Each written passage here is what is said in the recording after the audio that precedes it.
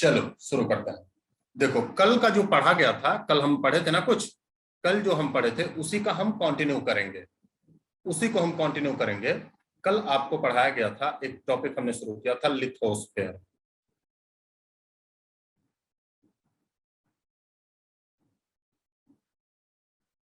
स्थल मंडल।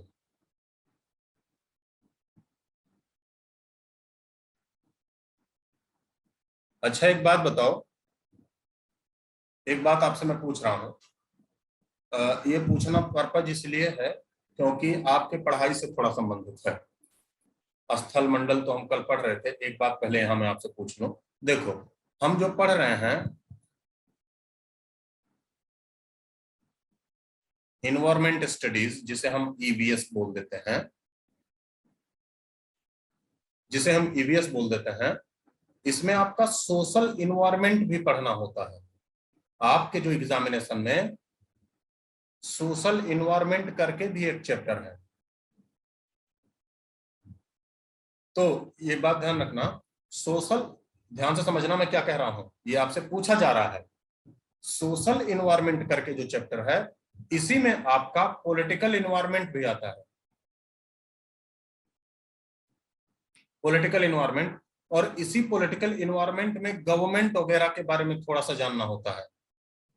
ये भी आपका ईवीएस का पार्ट है। ध्यान से समझना मैं क्या कहना चाह रहा हूं आपको, मैं क्या कहना चाह रहा हूं आपसे, क्या पूछना चाह रहा हूं, पहले मुद्दा सुन लीजिए। आपके इन्वायरमेंटल स्टडीज में जब आप 1 to 5 एनसीईआरटी पढ़ेंगे, तो आपका एक चैप्टर मिलेगा सोशल इन्वायरमेंट, सामाजिक पर्यावरण। सामाजिक पर्यावरण में आपका आएगा राजनैतिक पर्यावरण। राजनैतिक पर्यावरण में ही सरकार के बारे में भी थोड़ा जानना होता है। तो क्या ये भी मुझे बताना पड़ेगा, या आप पॉलिटी वगैरह पढ़ रहे हो, ये भी मुझे थोड़ा बहुत बताना पड़ेगा या नहीं, जल्दी बताओ।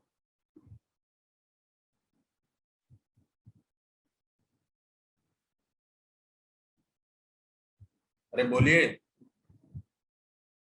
इन सभी के बारे में भी बताना है।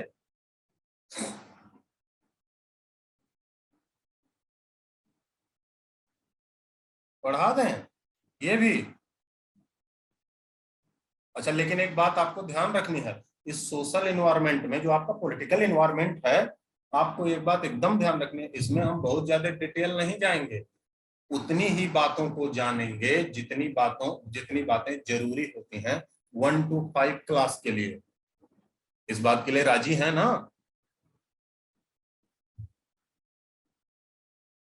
नो, नोट्स ही तो इससे रिलेटेड, देखो बेटा, नोट्स जब दूंगा तो वो पॉलिटी का नोट्स हो जाएगा, पॉलिटी का मतलब राज व्यवस्था का नोट्स हो जाएगा।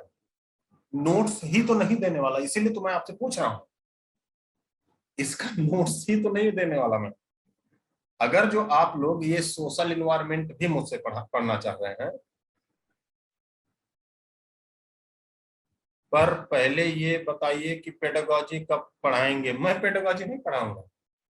पेडागोजी के लिए अलग हैं, अध्यापक हैं, वो आपको पेडागोजी का बताएंगे।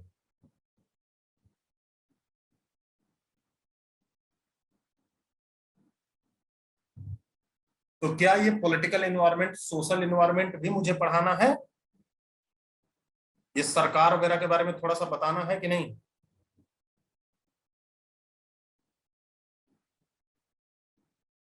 हाँ या ना?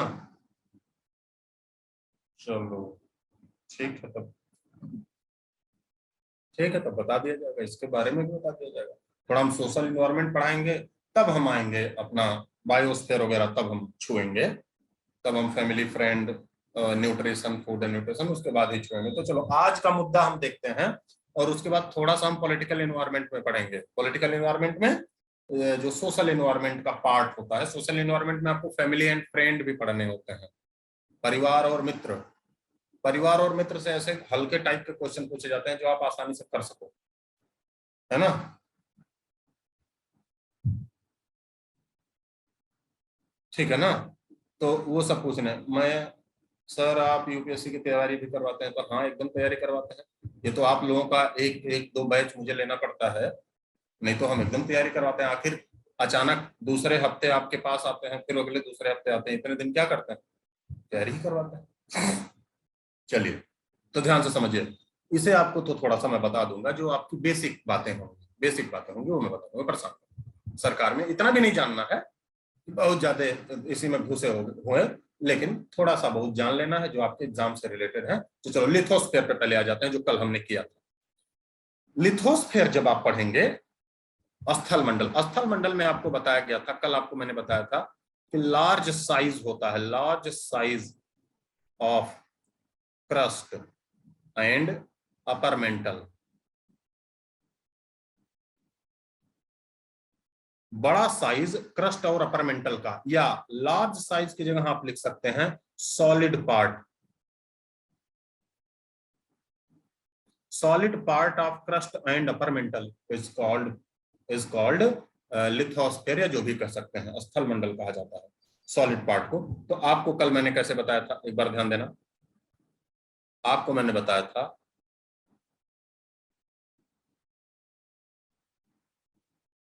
इस तरीके से, ये पूरा जो पार्ट है ये क्रस्ट है, इस क्रस्ट में ये अपर क्रस्ट है, ये लोअर क्रस्ट है,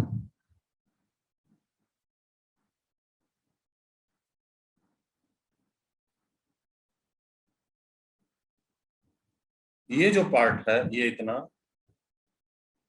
यहां से लेकर इतना पार्ट, ये मेंटल है,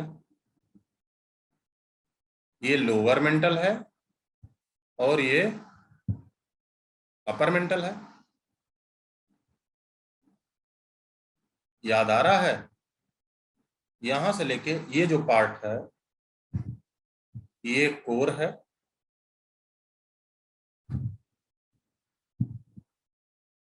ये क्या है, ये कोर है। तो आपका जो सबसे ऊपर वाला परत है वो क्रस्ट, दूसरी जो परत है वो मेंटल, तीसरी जो परत है वो कोर है। Crust, mental, core. इसी में कोर को भी दो भागों में बांट लिया, अपर कोर और लोअर कोर। क्रस्ट को भी दो भागों में बांट लिया। हाँ बेटा, हिंदी में ही पढ़ा रहे हैं। नाम है ना, नाम को आप हिंदी या अंग्रेजी में नहीं लिख सकते। जो नाम होता है पृथ्वी की जो सबसे ऊपरी परत, उसे क्रस्ट कहा जाता है। ये जो क्रस्ट, CRUST, ये जर्मन शब्द है। सबसे पहली बार पृथ्वी की ऊपरी परत, अब आपको यही इसीलिए डिटेल बताने की जरूरत होती है, तो फिर आपका समझ आता है। जब पृथ्वी की जो सबसे ऊपरी परत है, इसे क्रस्ट सबसे पहली बार एक जर्मन व्यक्ति हमबोल्ट ने बोला था। उन्होंने अपनी किताब में, कॉस्मोस उनकी किताब थी, उन्होंने अपनी किताब में इसे क्रस्ट कहा था। ठीक है, तो उसी समय से क्रस्ट प्रचलन में है। ठीक, तो पृथ्वी की जो ऊपरी परत होती है उसे क्रस्ट कहा जाता है। हिंदी उसकी करेंगे तो भूपर्पटी कहेंगे। अब भूपर्पटी लिखा होगा तो ऐसे ही दिमाग खराब हो जाएगा।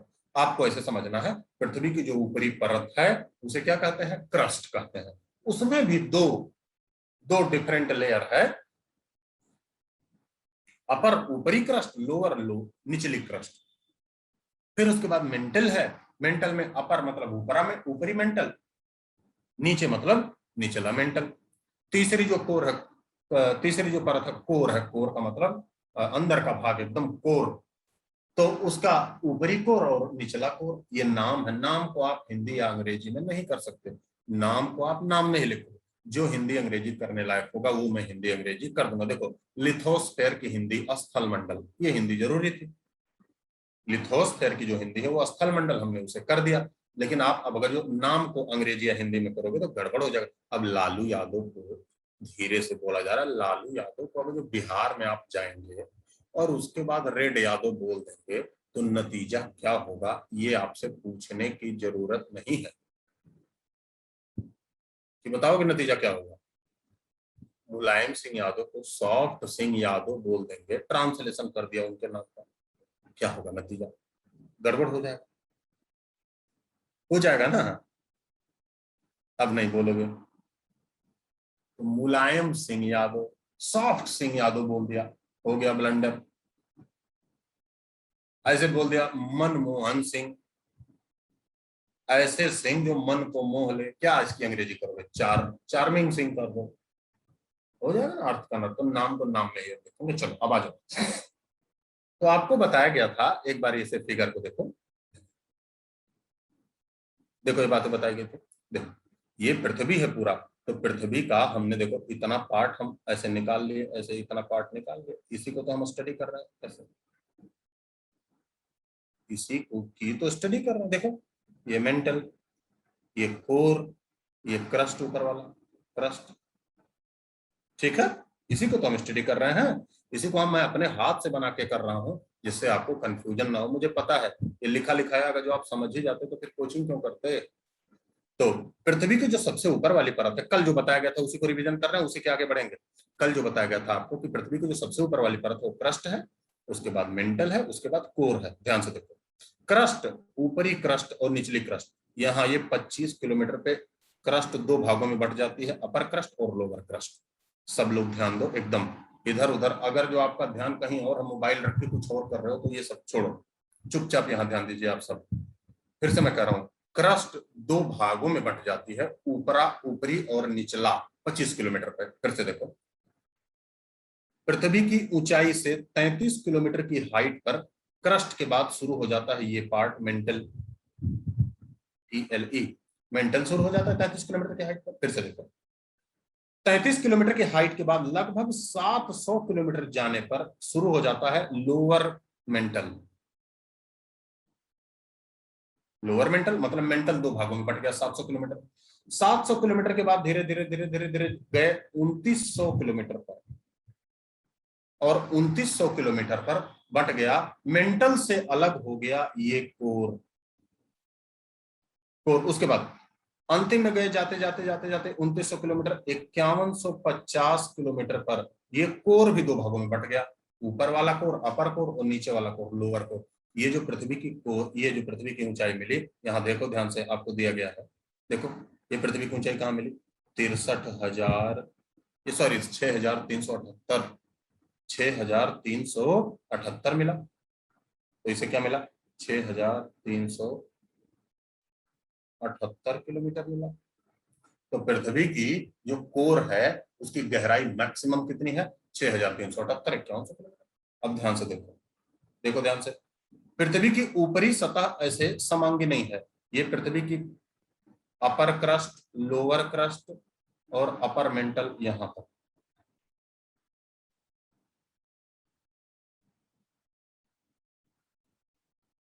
अपर मेंटल तो क्या, कौन कौन सा, पूरा क्रस्ट और अपर मेंटल, ये पूरा पार्ट सॉलिड है, ये पूरा पार्ट क्या है, ठोस है। यही तो आपको कल बताया गया था।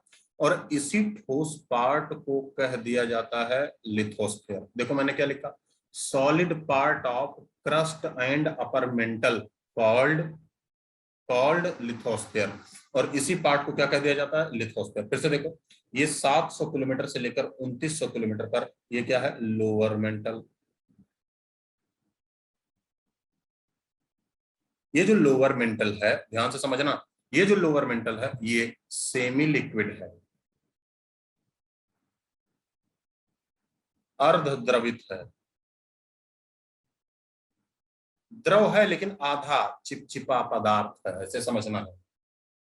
ना तो पूरा लिक्विड है, ना तो एकदम ठोस है, सेमी लिक्विड है। और ये जो सेमी लिक्विड मैटर है, ये जो अर्ध द्रवित पदार्थ है, इसे ही कह दिया जाता है, इसे क्या कहा गया, लिथोस्फेयर। इसे क्या कहा गया, लिथोस्फेयर। इसे कह दिया गया एस्थेनोस्फेयर।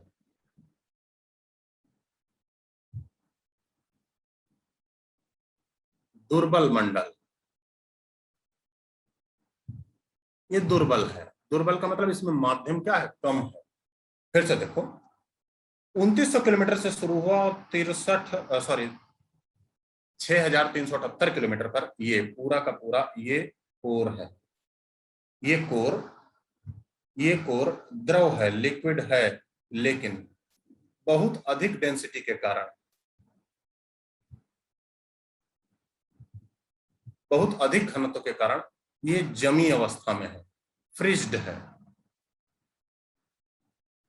कैसी अवस्था में है, जमी हुई अवस्था में। जैसे आपको मैंने कल एक उदाहरण दिया था, मैंने कल एक उदाहरण आपको क्या दिया था, याद कीजिए। मैंने कहा था कि बाबू आप सब देखते होंगे कि जो हमारे घर में रसोई गैस का सिलेंडर होता है उसमें गैस भरी होती है, लेकिन जब आप सिलेंडर को हिलाएंगे तो उसमें लगेगा कि लिक्विड है। और रियल बात है भी ये कि गैस के सिलेंडर के अंदर लिक्विड ही होता है। तो आप कहेंगे कि सर ने अभी बोला गैस है, फिर बोल रहे हैं लिक्विड है। वो होता गैस ही है, लेकिन उसमें डेंसिटी डेंसिटी बहुत अधिक लगा दी जाती है, मतलब उसे दबा दिया जाता है, कंप्रेस कर दिया जाता है। दबाने से, कंप्रेस करने से उस वो जो गैस है उसका स्वरूप, उसकी अवस्था बदल जाती है, मतलब वो गैस से लिक्विड में कन्वर्ट हो जाता है। सिर्फ किससे?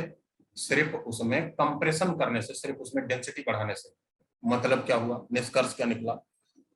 पूरी पृथ्वी पर कोई भी पदार्थ हो, उस पर अगर जो घनत्व बढ़ाया गया, डेंसिटी बढ़ाई गई, यहाँ जो घनत्व दिख रहा है,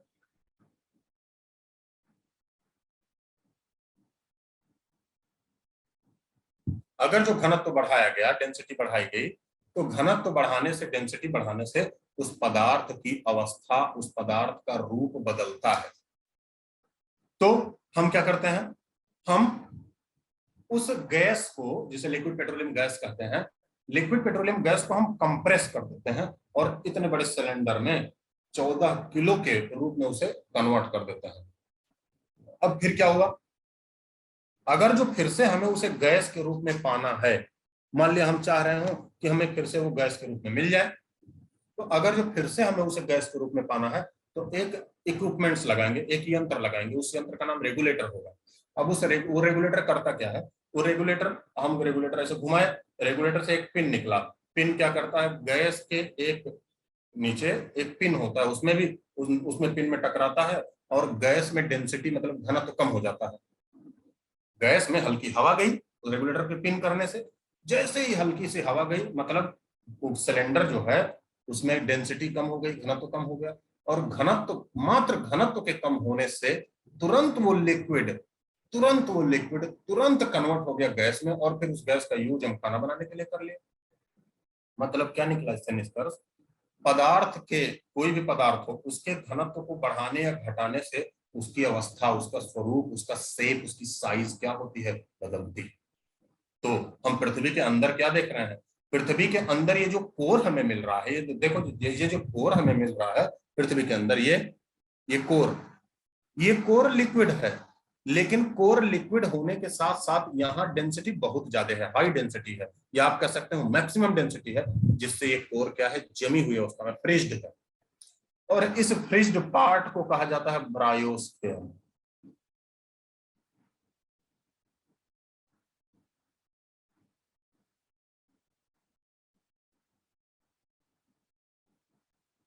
क्रोड़ मंडल,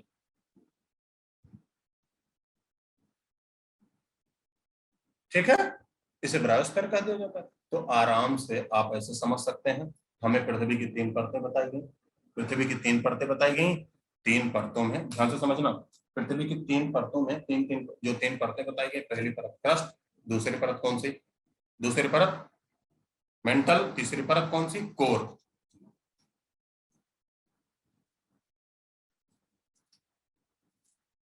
तीसरी परत कोर, इसमें जो लिथोस्फेयर वाला है ये सॉलिड पार्ट। हाँ, पढ़ना तो प्राइमरी लेवल वाला ही है, लेकिन जब क्वेश्चन यहाँ से आता है तो आपको पढ़ा दिया जा रहा है, ठीक है। तो दूसरी परत आपकी मेंटल, तीसरी परत कोर। सॉलिड पार्ट जो है क्रस्ट और अपर मेंटल का, वही लिथोस्फेयर कहलाता है। दूसरा पार्ट जो है वो एस्टोनोस्फेयर कहलाता है। तीसरा पार्ट पार्ट क्या कहलाता है, ब्रायोस्फेयर। इतनी बातें आपको कल भी बताई गई थी, आज इसे कंक्लूड करके जोड़ दिया गया, ठीक। कोई दिक्कत, कोई दिक्कत?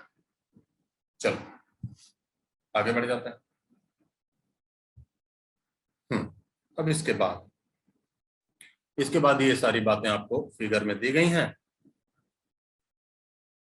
इसके बारे में थोड़ी सी जानकारी भी दी गई है। देखो, थोड़ा सा इसके बारे में देख लो।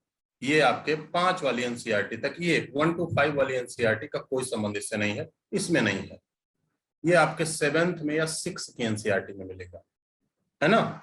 ये जो मैं टॉपिक पढ़ाने जा रहा हूँ, थोड़ा सा बस जानकारी कहानी के रूप में सुन लेना है, हालांकि इसमें सारी बातें दी गई हैं, कहानी के रूप में जानना है। ये 6 या 7th वाली एनसीईआरटी मिलेगा, 5 वाली एनसीईआरटी से इसका कोई संबंध नहीं है, लेकिन चूंकि इन्वायरमेंट से संबंधित है इसलिए आपको बस जान लेना है। एक कहानी मतलब आपको क्या करना है, 10 मिनट की कहानी सुननी है। सुनना क्या है, 10 मिनट की कहानी सुननी है, ध्यान से समझो, पूरी बातों को ध्यान से समझिएगा। हम इतिहास पढ़ेंगे, पृथ्वी के निर्माण का इतिहास पढ़ लेंगे और उसके बाद उसी को जान लेंगे। देखो ध्यान से, पिछले पेज पे आ जाओ। ये जो आप सॉलिड पार्ट देख रहे हो, इसी सॉलिड पार्ट को कहा जाता है प्लेट। इसी सॉलिड पार्ट को कहा जाता है प्लेट। मतलब ये पृथ्वी का स्थल मंडल जो है, यही प्लेट भी कहलाता है, पृथ्वी की प्लेट। जैसे आज जहां हम बैठ के पढ़ाई कर रहे हैं, ये इंडियन प्लेट है, इंडिया है, पूरा का पूरा इंडिया है, ठीक है। उसके बाद नॉर्थ में कहीं एशियन प्लेट होगी, यूरेशियन प्लेट, नॉर्थ अमेरिकी प्लेट, ऐसे बड़े बड़े महाद्वीप हैं, वो पृथ्वी की प्लेट है। उसी पर कई सारे देश बसे हुए हैं, कई सारी वनस्पतियां हैं, कई सारे जीव जंतु हैं, कई सारे नेशनल पार्क्स हैं। अगले चैप्टर में हमें वही सब पढ़ना है, कौन सा बायोस्फीयर रिजर्व है, कौन सा नेशनल पार्क है, ये सारी बातें जाननी है। तो देखो ध्यान से, प्लेट, तो ये सब देखो, इस फिगर को देखो। आज का जो डेट है, ये आज का डेट है, कहानी ही सुनना है। आज की डेट है, आज की डेट में आप क्या देख रहे हो, देखो एशिया यहाँ है, नॉर्थ अमेरिका यहाँ है, साउथ अमेरिका यहाँ है, अफ्रीका यहाँ है, ऑस्ट्रेलिया यहाँ है, अंटार्कटिक यहाँ है। लेकिन आज से 250 मिलियन वर्ष पहले कुछ ऐसी स्थिति थी। 200 आज ये आज की डेट है और ये 250 मिलियन वर्ष पहले कुछ ऐसी स्थिति थी। इसका मतलब क्या, ये जो महाद्वीप अलग अलग है, कहानी ही सुनना है, बस कहानी सुन के अपना काम बन गया, काम खत्म। कहानी सुनना, इससे संबंधित क्वेश्चन बस नाम से पूछा गया है आपके एग्जाम में। ये यहां से क्वेश्चन बस 3 बार आपके आज तक के इतिहास में, 1990 से आज तक के इतिहास में बस 3 ही बार यहाँ से क्वेश्चन पूछे गए हैं। 2 या 3 बार क्वेश्चन पूछे गए हैं, बस इसीलिए इसे बता दिया जा रहा है, ठीक है। तो बस आपको कहानी जानना है, कहानी में एक एक शब्दों को, मेरे एक एक बातों को ध्यान से सुनना है कि मैं बोल क्या रहा हूं और आपके यहाँ सामने फिगर क्या लगा है। देखो, आज से 250 मिलियन वर्ष पहले की बात है, 250 मिलियन वर्ष पहले, इसका मतलब बहुत समय। आज से 250 मिलियन वर्ष पहले ये जो आप ये फिगर देख रहे हैं, ये वाला जहां मैं यहाँ सही का निशान कर रहा हूं, ये सारे महाद्वीप एक जगह एकजुट थे। सारे महाद्वीप देखो, ये Eurasia, north America, south America, Africa, देखो इंडिया, तो सभी स्थल जो थे एक जगह एकजुट थे। ये जो सभी स्थल हैं एक जगह थे, और उस एक जगह वाले स्थल का जो नाम था उसे कहा जाता था पैंजिया। ये नाम ही पूछा है बस, और आपका इससे कोई मतलब नहीं है, इन्वायरमेंट स्टडी में इससे कोई मतलब नहीं है। बस इन्वायरमेंट स्टडी में से इसलिए मतलब हो जाता है क्योंकि आपके चारों तरफ का इन्वायरमेंट जानना होता है, और हमारा जो हम जो जिस इन्वायरमेंट में पढ़ रहे हैं, हमारा ये फिजिकल इन्वायरमेंट, भौतिक पर्यावरण। भौतिक पर्यावरण होने के नाते, भौतिक पर्यावरण का पार्ट होने के नाते बस इसे हमें जानना है, बस, और कोई बात नहीं। तो आपसे क्या बताया गया, आज से 225 मिलियन वर्ष पहले, 225 मिलियन वर्ष पहले स्थल, जितने भी स्थल थे, जितने भी महाद्वीप थे, एक जगह एकजुट थे, उसे कहा जाता था पैंजिया, और इसके चारों तरफ सागर था, ओशन, और उसे कहा जाता था पैंथालसा।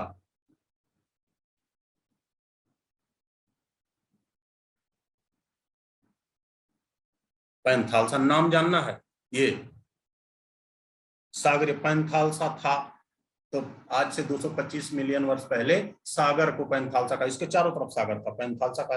अच्छा, एक बात ध्यान से सुनो, बीच में भी एक सागर था, देखो यहाँ बीच में भी एक सागर था इसके, उसका नाम था टेथिज सागर।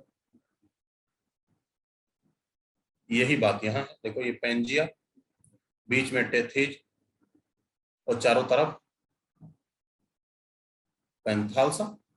देखो कुछ समय बीता, लगभग 25 मिलियन वर्ष बीता, ये 2 टुकड़ों में बंट गया। पैंजिया जो था ये 2 टुकड़ों में बंट गया। जो पैंजिया नॉर्थ में गया उसे कहा गया लॉरेशिया, नॉर्थ वाले पैंजिया को बोला गया लॉरेशिया। देखो यहां लिखा है, साउथ में जो गया पैंजिया उसे कहा गया, देखो गोंडवाना लैंड, देखो ध्यान से, गोंडवाना लैंड, यही नाम पूछा गया है, गोंडवाना लैंड है। अब उसके बाद, अब फिर आज से 135 मिलियन वर्ष पहले, मतलब कितना, लगभग लगभग आपका 65 मिलियन वर्ष और बीता, तो ये महाद्वीप देखो अलग अलग होने लगे। देखो ये अफ्रीका यहाँ है, नॉर्थ अमेरिका यहाँ है, साउथ अमेरिका यहाँ, देखो इंडिया थोड़ा दूर हो गया, पहले देखो इंडिया यहाँ चिपका हुआ था, ये इंडिया है। आज से 65 मिलियन वर्ष पहले यहाँ इंडिया और देखो नॉर्थ में जाने लगा, ये बीच में टेथिस सागर है, ये यूरेशिया है, और आज देखो इंडिया यहाँ है, ये स्थिति है। इसका मतलब ये सारे महाद्वीप एक दूसरे से दूर जा रहे थे या एक दूसरे के पास आ रहे थे, ये सारे महाद्वीप एक दूसरे से दूर जा रहे थे या एक दूसरे के पास आ रहे थे। समझ में आ रही बातें? आज भी, अब आज की डेट में आते हैं फिजिकल एनवायरनमेंट में, ये अब फिर आपका लास्ट टॉपिक है, मतलब लास्ट बातें हैं, इसके बाद हम दूसरे टॉपिक पे पहुंच जाएंगे। आपका जो पॉलिटिकल एक बार कर देंगे, उसके बाद कल से हम पढ़ेंगे बायोस्फीयर। बायोस्फीयर का मतलब वो नेशनल पार्क्स के बारे में, बायोस्फीयर रिजर्व के बारे में, वो सब हम पढ़ेंगे, थोड़े बहुत उसमें करंट्स हैं वो हम जान लेंगे, ठीक है? तो ध्यान से समझो। आज आज जो महाद्वीप हैं, जो आज प्रेजेंट सिचुएशन, जो प्रेजेंट मैप आप देख रहे हो, ये जो प्रेजेंट डेट है जिसपे रेड कलर से मार्क्स किया गया है, आज भी ये महाद्वीप, आज भी ये प्लेट मूव करती है। हम जहां पढ़ाई कर रहे हैं, जिस पर हम इंडिया पर बैठे हैं, ये आज भी 6 सेंटीमीटर प्रतिवर्ष नॉर्थ में चली जाती है, 6 सेंटीमीटर प्रतिवर्ष नॉर्थ में चली जाती है। अब एक बात बताओ, आप ऐसे ध्यान से समझो, देखो ये थोड़ा सा आपको कुछ उदाहरण के रूप में समझना है। आपको वो जो छोटा सा चित्र मेरा आ रहा है उस पर देखना है, ये कॉपी, ये मेरे हाथ में एक एटलस है, हालांकि ये एटलस है, आप लोगों को पता है, आप लोग एटलस उटलस तो यूज नहीं करते हो, लेकिन देखो ये एटलस है, आपको समझना है। आप एक बात बताओ, इस एटलस पे जब सब, आप तो इतना जान गए कि महाद्वीप जो है ये मूव करते हैं, मूवमेंट इनका होता है, इतनी बात तो आप जान गए, इनका मूवमेंट हो रहा है, या तो एक दूसरे से दूर हो रहा है और या एक दूसरे के पास आ रहे हैं। तो आपको विचार करना है, मान लेते हैं कुछ महाद्वीप, मतलब कुछ प्लेट ऐसे एक दूसरे के पास आ रहे हैं, जैसे मान लेते हैं मान लिया था ये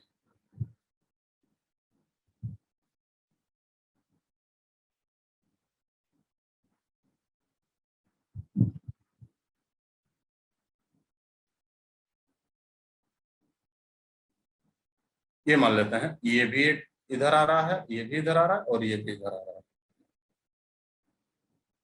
चलो हो गया। अब आपको जवाब देना है जितनी बातें आपसे पूछी जाए।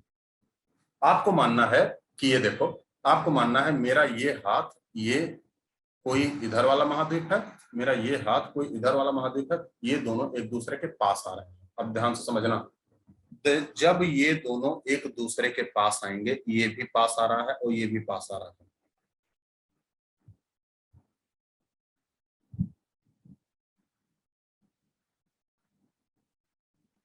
ये दोनों अभिसरण हो रहे हैं, ये दोनों का क्या हो रहा है, कन्वर्जेंस हो रहा है, कन्वर्ज हो रहे हैं। तो आपको हाथ का ही मेरे उदाहरण समझना है, जब ये दोनों एक दूसरे पर कन्वर्ज होंगे तो इस कॉपी पर फोर्स लगेगा, बल लगेगा, ताकत लगेगी कि नहीं लगेगा, बताओ जल्दी से। इस कॉपी पर मेरे दोनों हाथ जब पास आएंगे तो इस कॉपी पर फोर्स लगेगा या नहीं लगेगा? पेडागोजी का भी आएगा, यहाँ फिर पेडागोजी का भी बारी आएगा, ध्यान से समझ लेना, लगेगा या नहीं लगेगा? लगेगा, लगेगा, फोर्स लगेगा। अब दूसरा सवाल बताना है, फोर्स जब लगेगा तो फोर्स कैसे लगेगा, ऊपर या नीचे से लगेगा या साइड साइड से लगेगा? दूसरा सवाल का जवाब बताओ। आपने बताया फोर्स लगेगा, ठीक है, मैं भी मान लिया फोर्स लगेगा। फिर आपसे मैं पूछ रहा हूं, फोर्स कैसे लगेगा, ऊपर या नीचे से लगेगा या साइड से लगेगा? ऊपर या नीचे से लगेगा या साइड से लगेगा? साइड से लगेगा। कैसे लगेगा? नीचे से नहीं लगेगा, साइड से, देखो साइड से लग रहा है, साइड से लगेगा, अगल बगल से लगेगा। मतलब इन दोनों के कन्वर्जन होने से फोर्स लग रहा है वो कैसा, हॉरिजेंटल। हॉरिजेंटल को क्या कहते हैं, ये क्षैतिज बल लगा। और आप हल्का सा अगर जो फिजिक्स जानते होंगे तो इतना तो जानते ही होंगे कि हॉरिजेंटल रूप से लगने वाला बल ही क्या कहलाता है, कंप्रेशन फोर्स।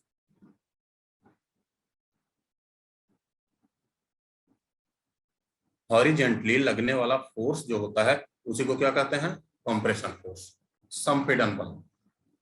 मतलब इसका मतलब क्या, मैं जब कॉपी को दबा, मैं अपने दोनों हाथों से कॉपी को दबा रहा हूं, कंप्रेस कर रहा हूं, बस हॉरिजेंटल फोर्स लगा रहा हूं, कॉपी को नीचे से या ऊपर से पुश नहीं कर रहा हूं। जब मैं कॉपी को पकड़ के खींचता, टेंशन देता, तब ये क्या बीच से फट के नीचे चली जाती गुरुत्वाकर्षण के प्रभाव में।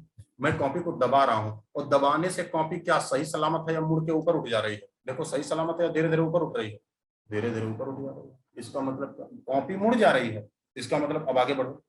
इस कंप्रेशन फोर्स से, इस कंप्रेशन फोर्स से होता है फोल्डिंग प्रोसेस।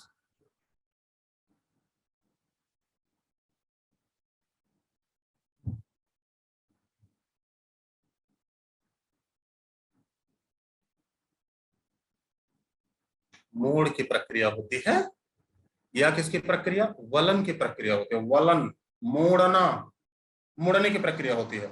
और मोड़ की प्रक्रिया या वलन की प्रक्रिया होने से फिर क्या बनता है, बन जाता है फोल्डिंग माउंटेन। मोड़दार या वलित पर्वत, मोड़दार या वलित पर्वत। अब फिर से देखो, अब आपसे पूछा क्या गया, अब सवाल घुमाना है और उसके बाद ये टॉपिक खत्म कर देना है, इस पे फिर इतना समय नहीं देना है। आपसे अगर जो पूछा जाए कि मोड़दार या वलित पर्वत कौन से बल के कारण बनता है, तो आप एक जवाब में क्या दे दोगे, कंप्रेशन फोर्स। मोड़दार या वलित पर्वत कौन से बल के कारण बनता है, तो आप एक लाइन में जवाब दे देंगे, कंप्रेशन फोर्स। दूसरा सवाल, मोड़दार या वलित पर्वत कहाँ स्थित होते हैं, प्लेटों के आने वाली सीमा पर या प्लेटों के जाने वाली सीमा पर।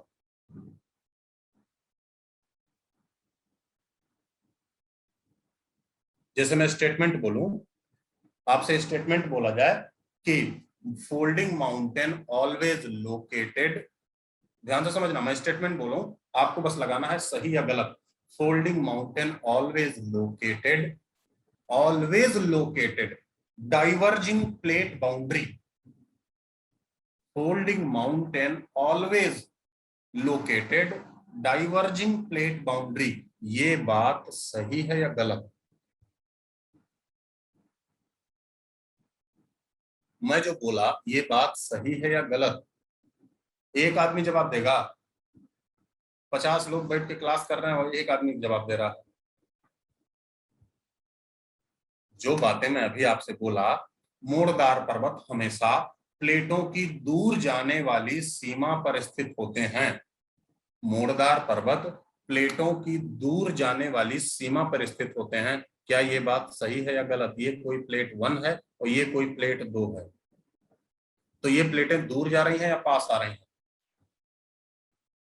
ये गलत है। माफ करना।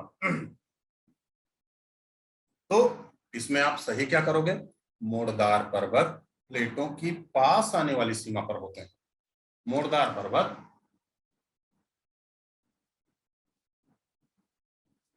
प्लेटों की पास आने वाली सीमा पर स्थित होते हैं।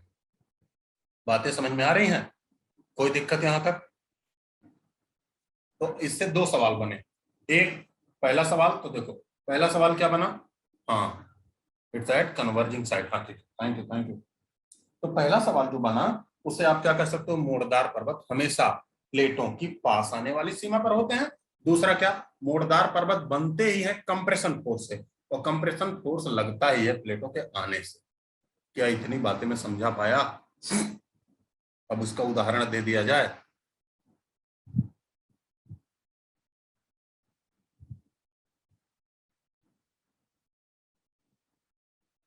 चलो उदाहरण उदाहरण उदाहरण चित्र में देखते हैं। और उसके बाद ये टॉपिक आपका खत्म। यही इतना कभी कभी आया है आपके एग्जाम में। अब इससे संबंधित पूरी बातें आप चाहो कि हम एकदम डिटेल है जान लें, तो ये तो गड़बड़ है। देखो ध्यान से देखो, मोड़दार पर्वत वही होगा जहां प्लेटें एक दूसरे के पास जा रही हो। जैसे ये देखो, ये प्लेट ये जा रही है इधर, ये जो प्लेट है इस प्लेट को कहते हैं पैसिफिक प्लेट। ये जो पैसिफिक प्लेट है ये किधर जा रही है? अगर जो दिशाएं देखें, दिशाएं ये ईस्ट और ये वेस्ट, तो ये पैसिफिक प्लेट देखो किधर जा रही है, ये जा रही है ईस्ट की तरफ। और ये नॉर्थ अमेरिकी प्लेट, और ये प्लेट आ रही है इधर, ये प्लेट आ रही है इधर, ये साउथ अमेरिकी प्लेट, ये प्लेट आ रही है इधर। तो देखो दो प्लेटों की बाउंड्री पर ये पैसिफिक प्लेट इधर जा रही है और नॉर्थ अमेरिकी प्लेट इधर आ रही है। तो बाबू ये जो रॉकी पर्वत हुआ ये कैसा पर्वत होगा? रॉकीज जो जहां लिखा है ये कैसा पर्वत होगा? जल्दी से बताना है अब। रॉकी पर्वत ये कैसा पर्वत है नॉर्थ अमेरिका में? फोल्डिंग माउंटेन, मोड़दार पर्वत है। कैसा पर्वत है? मोड़दार पर्वत है। समझ में आ रही है बातें? फिर से देखो, अच्छा ये मोड़दार पर्वत मतलब ये कौन कौन से प्लेट की बाउंड्री पर है? नॉर्थ अमेरिका वाला, और कौन सा? ये बड़ा सा प्लेट पैसिफिक प्लेट की बाउंड्री पर है मोड़दार पर्वत। फिर से देखो, अब फिर से देखो, ये एंडीज पर्वत, एंडीज पर्वत जो है ये भी कौन सा पर्वत है? Folding mountain. कौन सा पर्वत? Folding mountain. यहां देखो लिखा है यंग फोल्ड माउंटेन। तो फोल्डिंग माउंटेन ये भी कौन कौन सी प्लेट की बाउंड्री पर है? साउथ अमेरिका प्लेट है और ये पैसिफिक प्लेट। फिर से देखो, ये जो प्लेट है ऐसे नॉर्थ में जा रही है और ये प्लेट ऐसे साउथ में आ रही है, ये प्लेट ऐसे नॉर्थ में जा रही है और ये प्लेट ऐसे साउथ में आ रही है। तो इसके बीच में ये जो एटलस पर्वत है ये भी फोल्डिंग माउंटेन है। ये जो आल्प्स पर्वत है ये भी फोल्डिंग माउंटेन है। और सबसे बड़ा तो ये हिमालय, ये जो हिमालय पर्वत है ये भी कैसा पर्वत है? आज जहां हिमालय है पहले यही कौन सा सागर हुआ करता था? टेथिस सागर। पहले यही कौन सा सागर हुआ करता था? टेथिस सागर। और इसीलिए तो, इसीलिए हिमालय की जो सबसे ऊंची चोटी है बाबू, हिमालय की सबसे ऊंची चोटी को सागर माथा कहते हैं।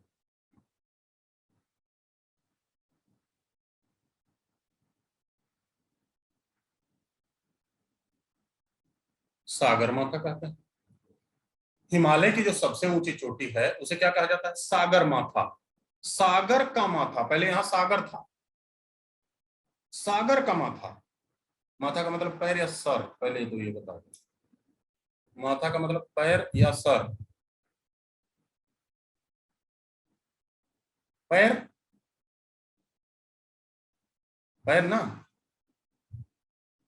अच्छा चलो, सर।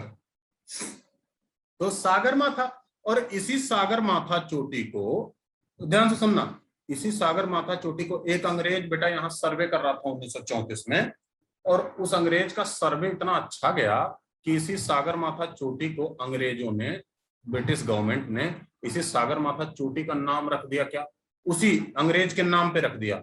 उस अंग्रेज का नाम हेनरी एवरेस्ट था, तो इसी सागर माथा चोटी का नाम उन्होंने रख दिया माउंट एवरेस्ट। मतलब आज भी अगर जो आप नेपाल में जाएंगे और भारत के पूर्वी हिस्से में पूछेंगे तो इसका नाम सागर माथा ही लोग बताएंगे, लेकिन माउंट एवरेस्ट इसे आम प्रचलन में कहा जाता है। नेपाल में है ना। हिंदू धर्म में अगर जो आप देखेंगे तो समुद्र मंथन का नाम सुना होगा, इसी टेथिस सागर का देवताओं ने मंथन किया था, ऐसी दंत कथाएं प्रचलित हैं। ठीक है, तो ये सारा पर्वत, ये कॉकोकस पर्वत, कॉकोकस पर्वत, हिमालय पर्वत, आल्प्स पर्वत, एटलस पर्वत, एंडीज पर्वत, रॉकी पर्वत, ये सारे पर्वत प्लेटों की बाउंड्री पर हैं। ये प्लेटों की बाउंड्री पर हैं और ये सारे मोड़दार पर्वत हैं। ये सारे पर्वत कौन से फोर्स से बने? जल्दी बताओ, ये सारे पर्वत कौन से फोर्स से बने, कौन से बल से बने? बोलना है जल्दी।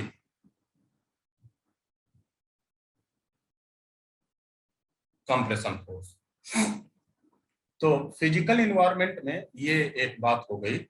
फिजिकल इन्वायरमेंट में थोड़ा सा हमें एक बात और जाननी होती है ना। समुद्र मंथन कौन से पर्वत से हुआ था बेटा? वो मदिराचल पर्वत था, वो हमें नहीं जानना है, आपके एग्जाम में नहीं आता। उत्तराखंड पीसीएस जब दोगे तब वो सब आता है। उत्तराखंड पीसीएस ही ऐसा है जो वेदों पुराणों की बात पूछता है और कोई कहीं नहीं पूछा जाता, आपके सीटेट में नहीं आता, तो इसलिए वहां की बात करनी ही नहीं। तो फिजिकल इन्वायरमेंट में एक बात और आपको ईवीएस में पढ़ना हो सकता था, थोड़ा बहुत आपको जानना होता है सॉइल के बारे में। तो सॉइल के बारे में एक बार हम क्लास लगा लेंगे, उसमें जो ज्योग्राफी के बच्चे हैं वो भी बैठ जाएंगे, जो सेकंड पेपर वाले हैं, और आप लोग भी बैठ जाइएगा। सॉइल के साथ साथ एग्रीकल्चर भी पढ़ लेंगे, तो जो दूसरा पेपर दे रहे हैं वो भी आप एंट्री कर सकते हैं, और जो पहला पेपर दे रहे हैं वो भी एंट्री कर सकते हैं। तो फिजिकल इन्वायरमेंट की एक बात तो वो आपकी हो जाएगी। थोड़ा सा हमें सोशल इन्वायरमेंट में पॉलिटिकल इन्वायरमेंट के बारे में जानना है, पॉलिटिकल इन्वायरमेंट के बारे में जानना है थोड़ा सा। थोड़ा मतलब आप कह सकते हैं 5 से 7 मिनट आप गवर्नमेंट के बारे में जान लीजिए, और उसमें आप पॉलिटी वगैरह जो है उसे में आप पढ़ेंगे। बहुत ज्यादा मुझे नहीं बताना है इसके बारे में, तो थोड़ा सा गवर्नमेंट के बारे में जान लीजिए तो अच्छा रहेगा। देखो,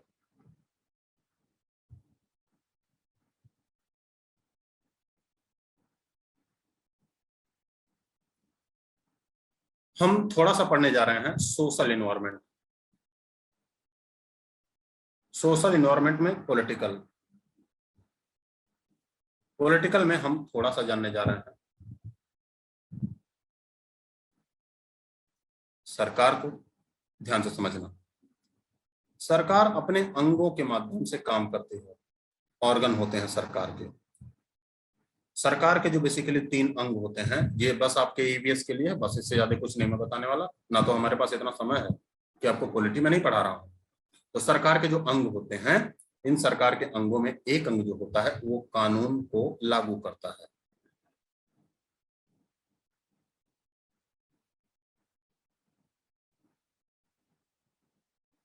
वो कानून को लागू करता है। एक जो अंग होता है वो कानून को बनाता है।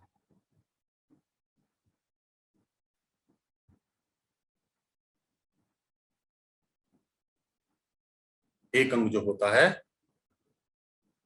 वो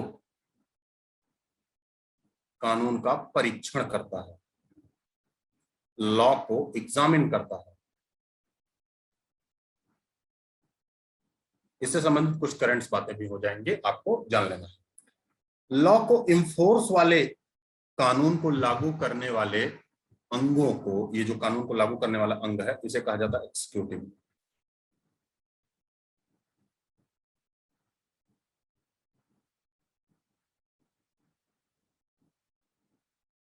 कार्यपालिका, काम करने वाले लोग, कानून को बनाने वाले को कहा जाता है लेजिस्लेचर। विधायिका, कानून का परीक्षण करने वाला जो है उसे कहा जाता है जुडिशरी।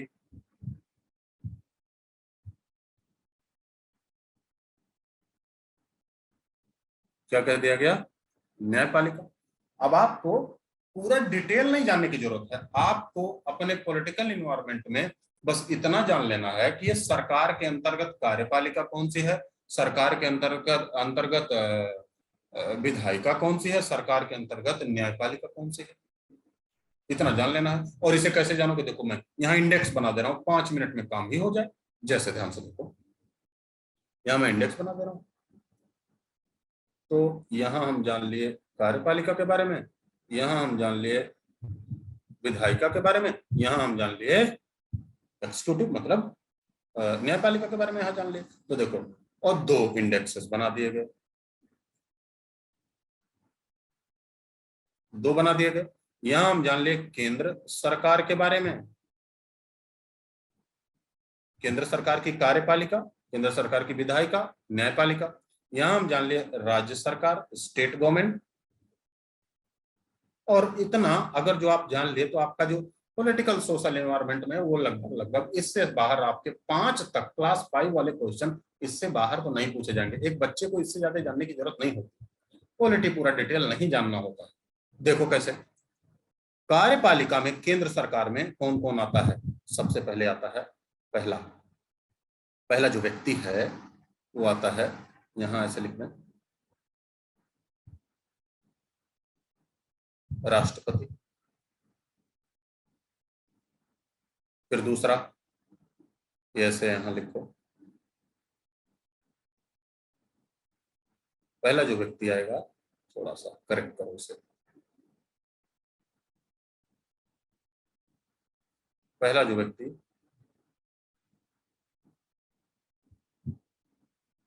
राष्ट्रपति, दूसरा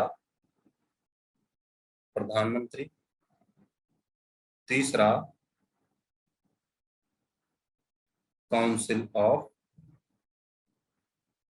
मिनिस्टर, इसकी हिंदी होती है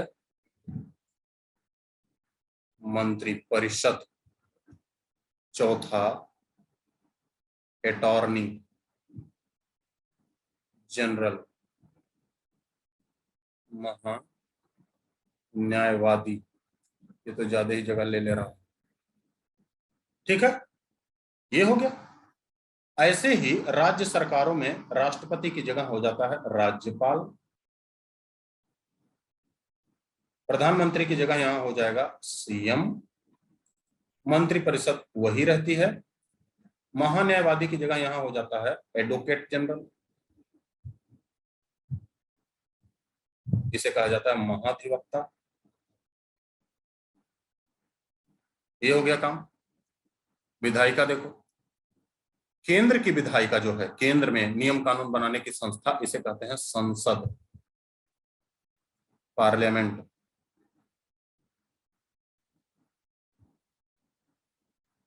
संसद के जो अंग हैं 3 हैं। पहला राष्ट्रपति, राष्ट्रपति संसद का पार्ट होता है। दूसरा राज्यसभा, इसमें 245 लोग होते हैं। तीसरा लोकसभा, इसमें इस समय 543 है, 545 मत लिखिएगा, 543 है इसी साल से। अभी 104वां संविधान संशोधन हुआ है, जिससे 2 एंग्लो इंडियन सीटें खत्म कर दी गई हैं, तो लोकसभा में जो सीटें हैं 543 ही हैं, आपको यही लगाना है। तो संसद के जो पार्ट हैं 3 हैं। अब ऐसे कभी कभी आप सुनते होंगे हमारी संसद द्विसदनात्मक है, बाइकैमरलिज्म है, मतलब 2 कमरे हैं इसमें, राज्यसभा लोकसभा। लेकिन हमारी संसद के पास अंग कितने हैं? 3 है, राष्ट्रपति, राज्यसभा, लोकसभा, इस तरीके से। अब अगर जो इसमें हम राज्यों की बात करें, रेड पेन ले लें, पता चले, राज्यों की अगर जो बात करें तो इसे कहा जाता है राज्य विधायिका, स्टेट लेजिस्लेचर। इसमें तो आपका राज्यपाल आएगा, राज्यपाल, फिर विधान परिषद,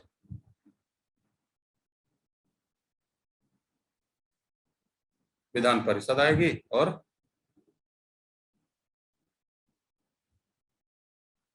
विधानसभा आ जाएगी। अब जुडिशरी में आ जाओ। केंद्र के न्यायालय को कहते हैं फेडरल कोर्ट, इसी का दूसरा नाम सुप्रीम कोर्ट। फेडरल कोर्ट या इसी का नाम सुप्रीम कोर्ट है, ये दिल्ली में है। इसकी संख्या बस 1 है भारत में। राज्य में जो न्यायालय होते हैं इसे कहा जाता है हाई कोर्ट्स। राज्य में जो न्यायालय हैं इसे क्या कहते हैं? उच्च न्यायालय। इसकी संख्या इस समय 25 है। इसकी संख्या कितनी है? 25 है। ये बेटा बेसिक बात हुई है ना, ये एकदम बेसिक बात हुई। इसके अलावा अगर जो आप ज्यादा उम्मीद करो तो फिर ये गड़बड़ है। इसके अलावा अगर जो उम्मीद कर रहे हो कि और बहुत ज्यादा डिटेल पढ़ाया जाए तो फिर आपका आउट ऑफ सिलेबस होगा और आपके एग्जाम में भी नहीं पूछा जाता। आपके एग्जाम में ज्यादा पूछे जाने की संभावना नहीं है, ना के बराबर है ना। ज्यादा से ज्यादा ऐसे पूछ लिया जाएगा, देखो ध्यान से, ज्यादा से ज्यादा ऐसे पूछ लिया जाएगा कि भारत में जो राज्य हैं, स्टेट, भारत में राज्य जो है ऐसे हैं, राज्य या यूनियन टेरिटरी यूटी, उनकी संख्या है 28 राज्य हैं और प्लस 8 यूटी है। 28 राज्यों के बारे में आप जान रहे हो, 8 यूनियन टेरिटरीज भी हैं। 8 यूनियन टेरिटरीज में अगर जो नॉर्थ से शुरू करो तो सबसे पहला यूनियन टेरिटरी इस समय जम्मू कश्मीर है। दूसरा यूनियन टेरिटरी आपका लद्दाख है। तीसरा यूनियन टेरिटरी आपका चंडीगढ़ है। चौथा यूनियन टेरिटरी आपका दमन दीव, दमन दीव और दादरा नागर हवेली।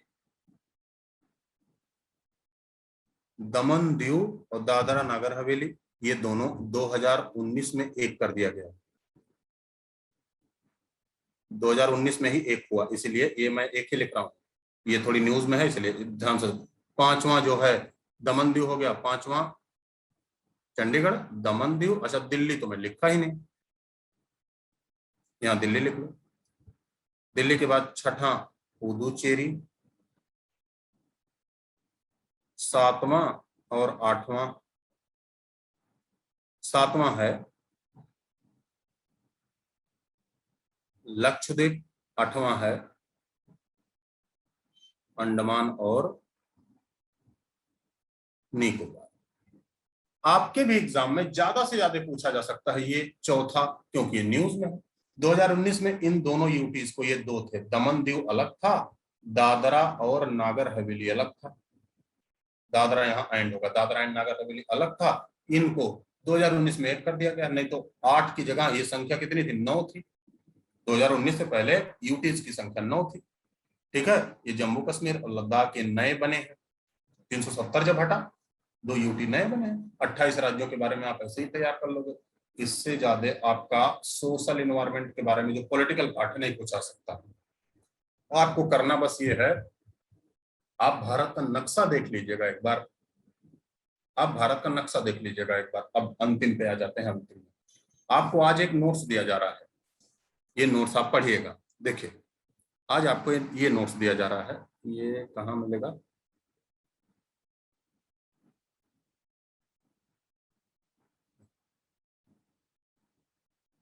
स्टेट 29 नहीं है, 28 है। 28 है, 29 पहले थे, इसीलिए तो आपको जानना है भाई। आपको थोड़ा सा बायोस्फीयर रिजर्व, बायोस्फीयर के बारे में कुछ नोट्स दिए जा रहे हैं, इसको पढ़िएगा। है क्या बायोस्फीयर रिजर्व, कितने हैं, कितने हैं, कैसे कैसे उसका कैरेक्टरिस्टिक्स होता है, उसकी विशेषताएं क्या है, क्या क्या बातें उसमें होती हैं, ये सारा आपको नोट्स दिया जाएगा। ठीक, इन नोट्स को पढ़ना है। कितने बायोस्फीयर रिजर्व हैं भारत में, कहां कहां है, ये सारी बातें आपको अगले क्लास में बताई जाएंगी। ठीक है ना, आज यहीं तक हम रहेंगे। ये मैं आज दूंगा, ये सारा आज दूंगा।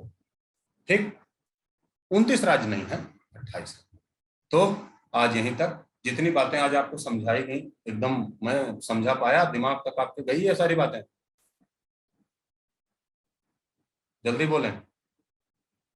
तेलंगाना भी स्टेट है, हाँ चलो ठीक। तो रेटिंग दे दीजिएगा, क्लास खत्म होगा तो ऐप पर रेटिंग दिया कीजिए। Thank you, thank you. तो चलो आज हम यहीं तक करते हैं, फिर दूसरी क्लास होगी, उसका टाइम हम नहीं लेंगे। ठीक, थैंक यू।